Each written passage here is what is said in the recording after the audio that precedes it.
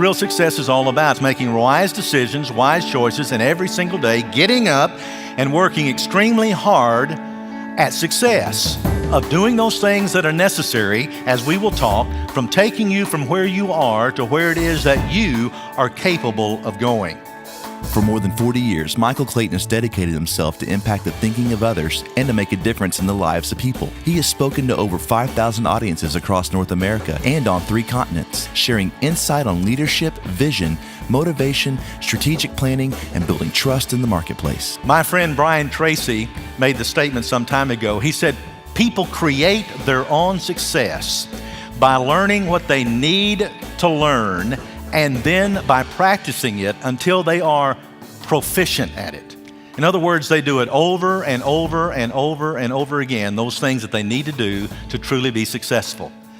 Success, as we talk about success, is the byproduct of determination and opportunity. Now, when I think about the word opportunity, I think about the word luck.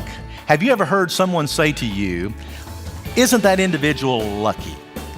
You know, they've worked hard all their life, they've sacrificed, they've saved, they scrimped, they have done all those things, they've stayed up late, got up early, but all of a sudden now they're lucky. You understand what I mean? Well, I define luck in this way. Luck is when preparation and opportunity come together. That we make sure that we prepare ourselves as diligently as we can, every day doing the right things, making the right choices, doing the right things and making the right decisions, so that when opportunity comes, aren't we lucky? So let's talk about habit for just a moment. A habit is what I believe to be call it a marriage, call it an intersection between the head, the hand, and the heart. Let me illustrate it this way for you, my artistic ability. Here is an individual. All right, here. Pretty good. You like that? Habits are formed when you engage 3 aspects of your life, of your personhood. Number 1, you engage your head. Your head represents the what to do and the why. In other words, a habit is not formed completely until you go beyond just knowing what you need to do and why you need to do it.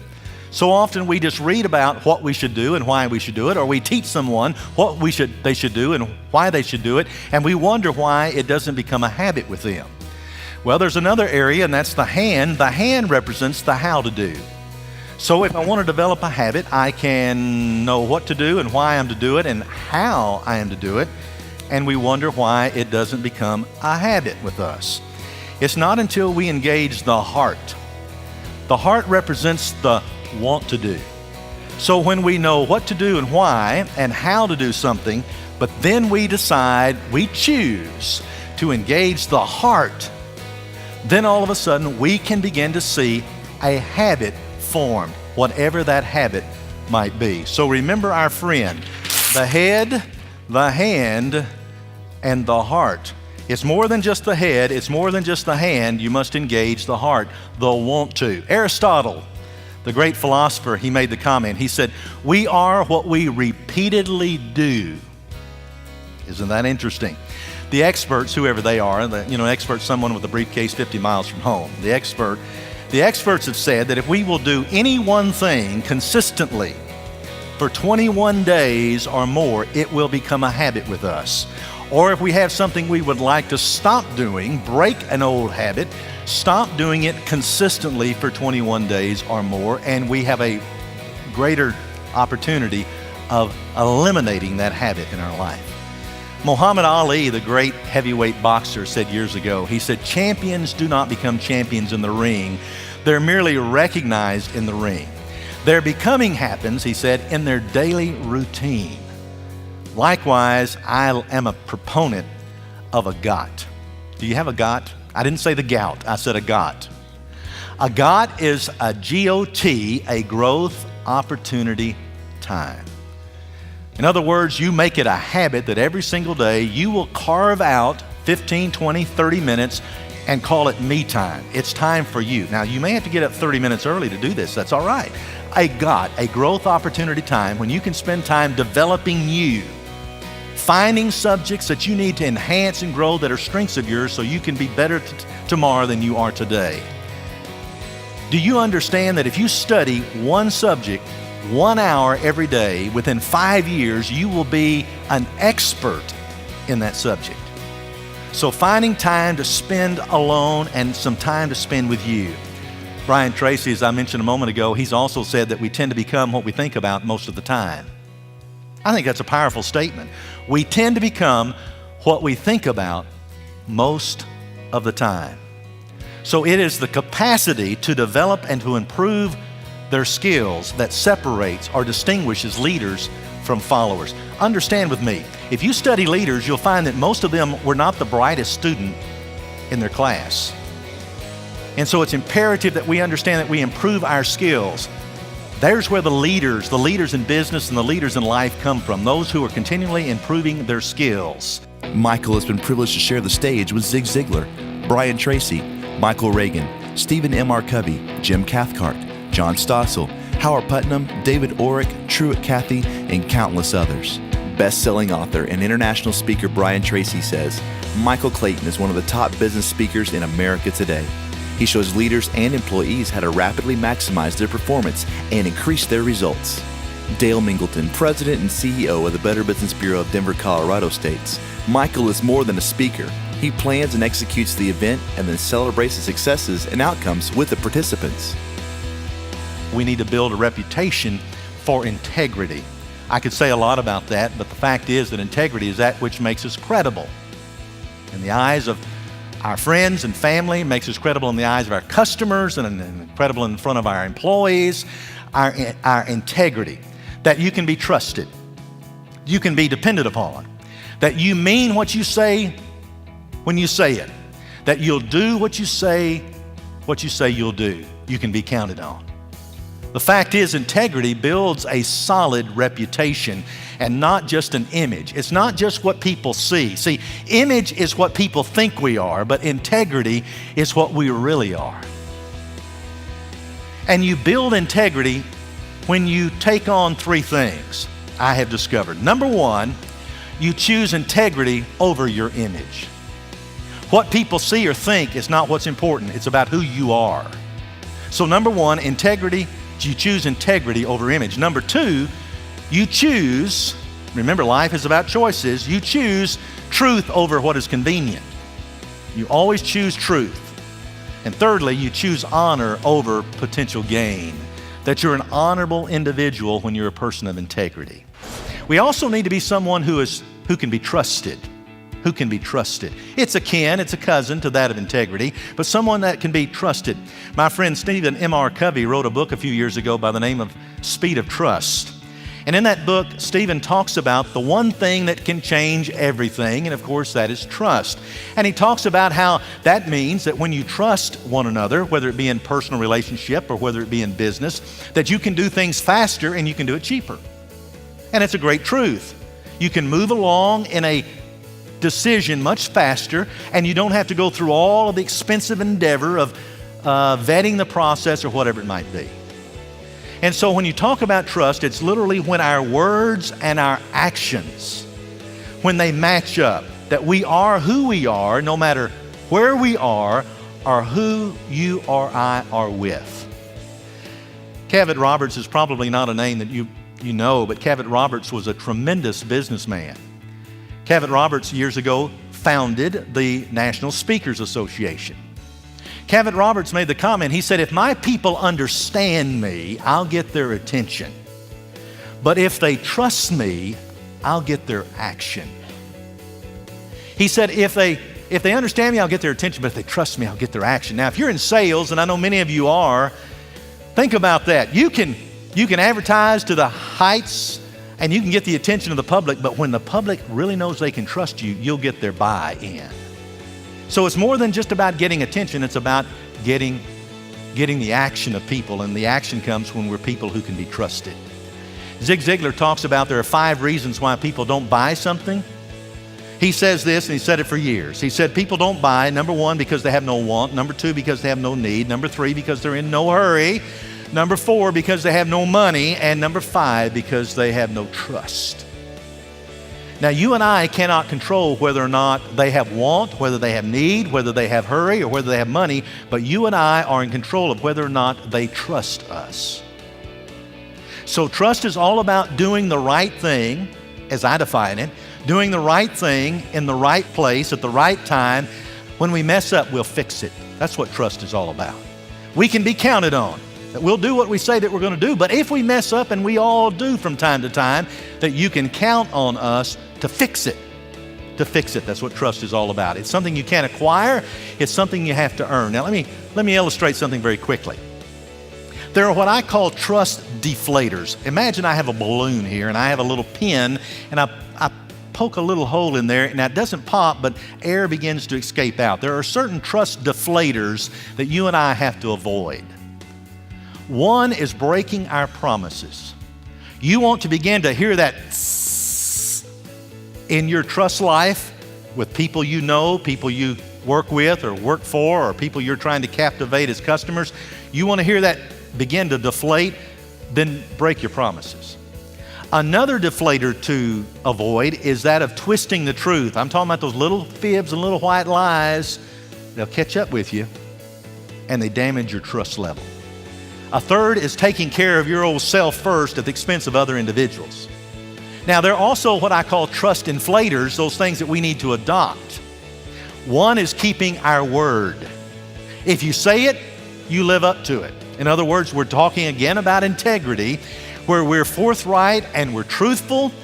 In other words, we mean what we say.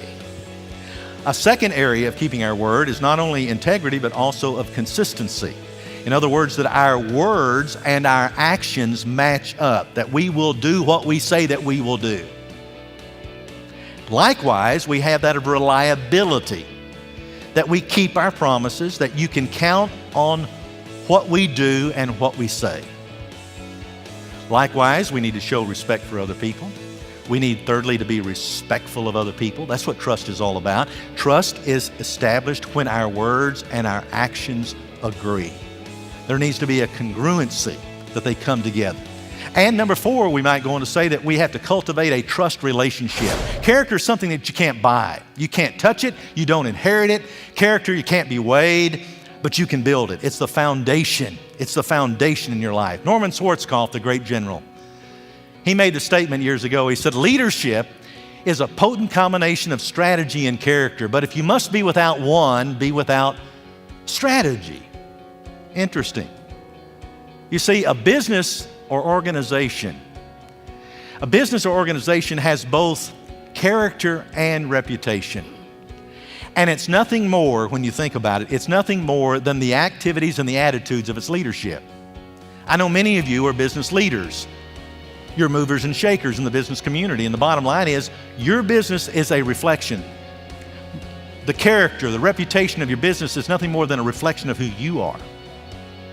Now remember, character comes from within us. It's not about our titles. It's not about our positions. What nameplate is on our door. It's about who we are. But the fact is, credentials can never accomplish what character can do. Let me give you some key things about character. First of all, is that character is that which sets us apart. It will either limit or it will enhance our potential. John Morley made the comment, he said, no man can climb out beyond the limitations of his own character. Character also is that which extends our ability to influence others. J.R. Miller made the comment. He said, the only thing that walks back from the tomb and refuses to be buried is the character of a man. He said, what a man is survives him. It can never be buried. It's all about our legacy. I'm a grandfather. I'm a G-daddy is what they call me. I like that. And G-daddy wants to leave in the minds of my grandchildren. I choke up thinking about it. And my grandchildren, I want to leave a legacy. And it all really is not about who I was or how much money I did or didn't make or what kind of car I drove or the house we lived in. It's about the character, the inside. So we develop the habit in our life and in our business world of having the right character, the right trust, the right integrity. Character is the foundation of our reputation. Fact is, a good reputation exists. Why? And only for one reason, because it's a reflection of a person's character. Someone wrote years ago that your decisions determine your character, and your character determines your destiny. Character is a choice. Every day, you and I can wake up in the morning and decide, today I will be a person of right character. As a professional member of the National Speakers Association and a certified seminar leader, Michael has spoken to hundreds of for-profit and nonprofit organizations, including ExxonMobil, AT&T, Coldwell Banker, and Capital One, providing insights in the areas of corporate values, customer service, productivity, integrity in the workplace, employee motivation, and much more. Steve Cox, President and CEO of the Council of Better Business Bureaus, says, Michael Clayton represents leadership personified. Through his words, actions, focus, and commitment, he delivers results the right way, the first time, every time. His ability to convey and relate to audiences is exceptional. He engages, he connects, he delivers, and he impacts. There's another habit that I want us to consider this evening, and that is simply this, that we have to be committed to excellence. If you want to be successful in your life and in your business, your career, your profession, whatever it might be, as a husband, as a wife, as a mother, as a dad, we have to take on that understanding that we do what we do with excellence. Excellence is never an accident. It is the result, number one, of high intention. It is the result of sincere effort. It's the result of intelligent direction and skillful execution. You remember I mentioned Aristotle earlier? Well, Aristotle went on to say in that statement, excellence is not a skill or an act, it's a habit. It's a habit. We determine every day, we make those wise choices that today I will do what I will do with excellence. The word mediocre means average or halfway up the mountain. The majority of people are satisfied with a C, just satisfactory, halfway up the mountain. Mediocre. But successful people have formed the habit of moving beyond that mediocre mindset and saying, I will do what I will do with excellence, whatever that means. A number of years ago, I was in Puerto Rico and I was sharing a platform with a fellow by the name of Michael Kreshny, and Michael was the founder of CDW Computers in Illinois. And in his presentation, he made this statement. I wrote it down very quickly so I could use it. I give him credit for it. But he said, perfection is unattainable, but if you strive for perfection, you will obtain excellence. So our goal ultimately is that we strive for perfection, though we'll never necessarily reach it in our life or business as we know it today. The fact is that on the journey, we will obtain excellence. And I read years ago a statement that Walt Disney, the creative engineer of Disney World as we know it, the cartoon expert, he said this. He said, do what you do so well that when you do it, people want to come watch you do it. When they come watch you do it, they want to come back. And when they come back, they want to bring somebody with them. Let's load up a bus and let's just go back. He said, do what you do so well that when you do it, people want to come watch you do it. When they come watch you do it, they want to come back. When they come back, they want to bring somebody with them. He's talking about excellence, doing what you do with excellence. Do you know at Disney World, Disneyland, and the Euro Disney and the other parks in the world, there are some items that are painted every single night, not just cleaned. It's about excellence.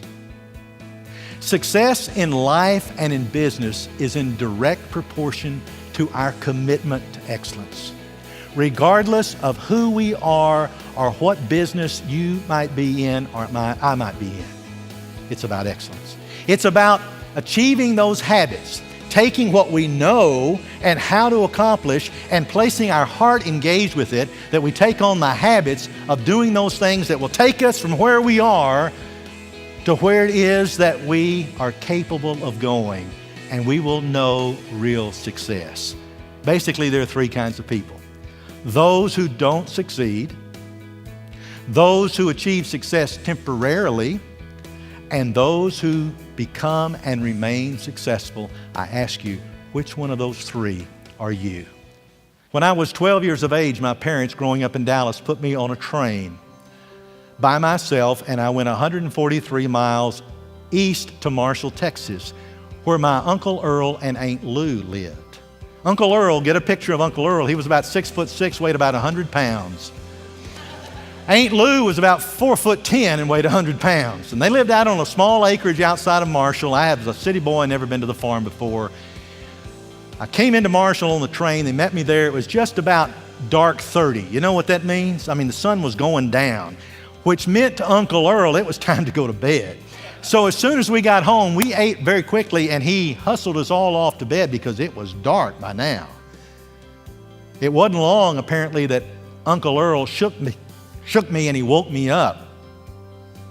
And he said, "Get up, boy, we got things to do." And so I jumped up out of bed and I pulled on my jeans, I put on my tennis shoes, and we headed out the back door at the kitchen.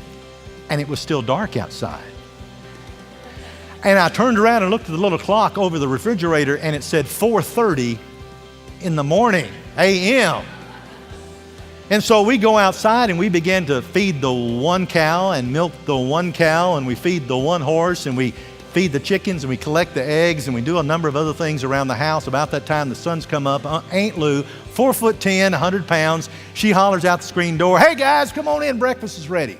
So we go in, and she has a great breakfast. Scrambled eggs, as I recall, and biscuits, and probably bacon, and some other things. And I'm still eating. Uncle Earl, he finishes. 6'6", 100 pounds, Uncle Earl stands up, and he looks down at me, and he says, "Boy." I go, "Yes, sir." He said, "Come on, we got to go to work." I said, "Uncle Earl, what have we been doing?" He said, "Boy, we've been doing the chores. We've been doing the chores." In life and in business, the chores represent just doing enough to get by. But the work in the story represents developing the right habits in your life, my life, in your business, your career, my business, my career, whatever it might be. We develop the right habits that bring about real success.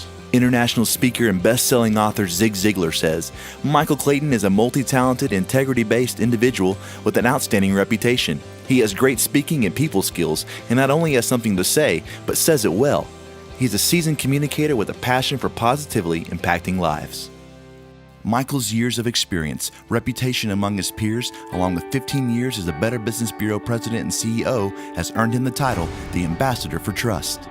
To schedule Michael or for more information, please visit us online at www.michaelclayton.net or call 1-877-494-3225.